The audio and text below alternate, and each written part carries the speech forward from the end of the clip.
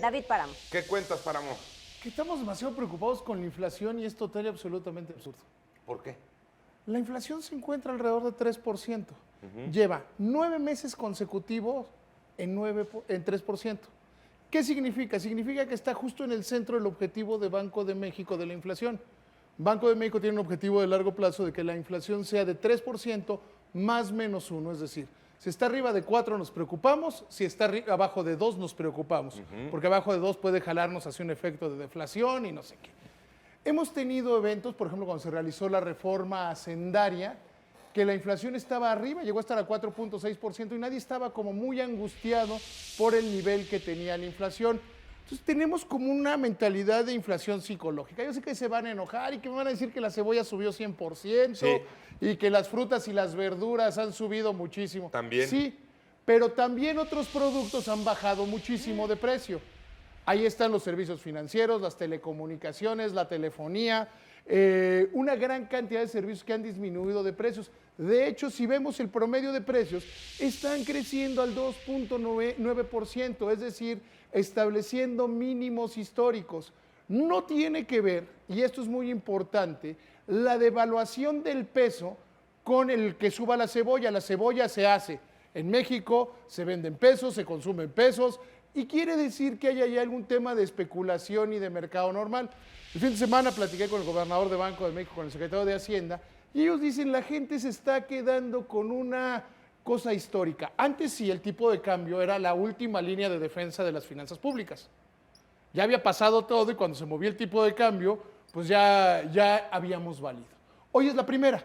Hoy es un amortiguador que funciona. Si ves los precios que tienen que ver con el extranjero, es decir, los bienes duraderos, que son básicamente los importados, estos han subido en tasa anual 3.11%. Quiere decir que no los han podido subir mucho porque si no, no los venden. En un mercado donde están creciendo las ventas casi a 2 dígitos, quiere decir que nos estamos preocupando demasiado por la inflación cuando no deberíamos Te hacerlo. voy a poner un ejemplo, Páramo. En el mismo lugar y con la misma gente, comprando 14 productos de la canasta básica en la central de abasto. De enero a esta primera quincena de marzo. El aumento, más de 40 pesos. Con lo que comprabas en enero, en la primera de enero. Insisto, los precios que han subido más Ajá. son los que tienen que ver con frutas y verduras. De hecho, en la inflación que dio a conocer Banco de México el INEGI, la semana pasada, subieron 30% en promedio las frutas. Entonces no tiene que ver con el tipo de cambio. Tiene que ver con otras cosas, tiene que ver con especulación, tiene que ver con vividores, tiene que ver Ahora, no tiene que ver con el tipo Yo de tengo cambio. otra. Hoy fui al súper, compré lo básico, nada de frutas y verduras. Y pagué más de lo ¿Cómo que no generalmente- comes frutas y verduras? No, No, hoy hoy no no compró. compré. Hoy no compré a lo que se refiere a Villalbazo, ¿no? Yo hoy no compré frutas y verduras, compré lo de mi súper y sí pagué más por lo que generalmente compro, siempre. La inflación se encuentra en 2.9%.